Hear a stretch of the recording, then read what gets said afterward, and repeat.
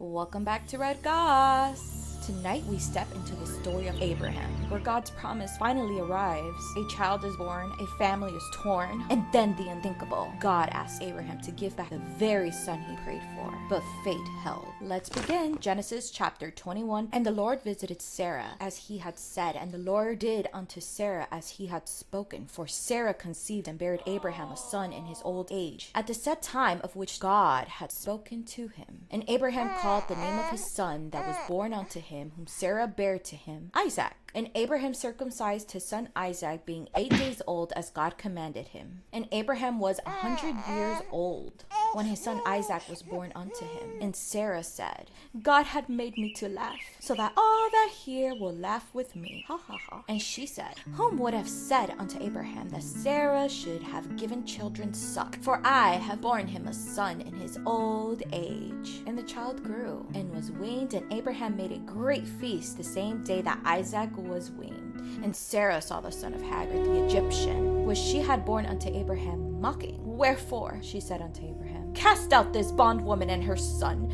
for the son of this bondwoman shall not be heir with my son, even with Isaac. And the thing was very grievous in Abraham's sight because of his son. And God said unto Abraham, Let it not be grievous in thy sight because of the lad, and because of thy bondwoman. In all that Sarah has said unto thee, hearken unto her voice, for in Isaac shall thy seed be called. And also of the son of the bondwoman will I make a nation, because he is thy seed. And Abraham rose up early in the morning, and took bread and a bottle of water, and gave it unto Hagar, putting it on her shoulder and the child, and sent her away. And she departed and wandered into the wilderness of Beersheba. And the water was spent in the bottle, and she cast the child under one of the sherbs, and she went and sat her down over against him a good way off, as if it were a bow shot. And she said, Let me not see the death of the child. And she sat over against him, and lifted up her voice, and wept. And God heard the voice of the lad, and the angel of God called to Hagar out of heaven, and said unto her, What allieth thee,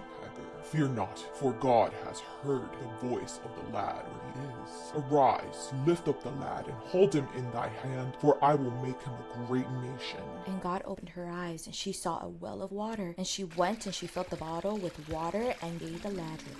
And God was with the lad, and he grew and dwelt in the wilderness, and became an archer. And he dwelt in the wilderness of Paran. And his mother took him a wife out of the land of Egypt. And it came to pass at the time that Abimelech and Phicol, the chief captain of his host, spake unto Abraham, saying, God is with thee in all that thou doest. Now therefore swear unto me here by God that thou wilt not deal falsely with me, nor with my son, nor with my son's son, but according to the kindness that I have done unto thee, thou shalt do unto me, and to the land wherein thou hast sojourned. And Abraham said, I will swear. And Abraham reproved Abimelech because of well of water which Abimelech's servants had violently taken away. And Abimelech said, I would not who has done this thing, neither didst thou tell me, neither yet heard I of it, but today. And Abraham took sheep and oxen, and gave unto Abimelech, and both of them made a covenant. And Abraham sent 7 ewe lambs of the flock by themselves. And Abimelech said unto Abraham, What means these 7 ewe lambs, which thou hast sent by themselves? And he said, For these 7 ewe lambs shalt thou take of my hand, that they may be a witness unto me, and I have digged this well. Wherefore he called the place Beersheba, because there they swore both of them. Thus they made a covenant at Beersheba. Then Abimelech arose, and Phicol, the chief captain of his host, and they returned into the land of the Philistines. And Abraham granted a grove in Beersheba, and called there on the name of the Lord, the everlasting God. And Abraham sojourned in the Philistines' land many days. For years they waited, and then he came. But a promise always costs something, and Abraham kept walking. But the promise didn't end with one man, it multiplied. See you in the next episode. Stay blessed.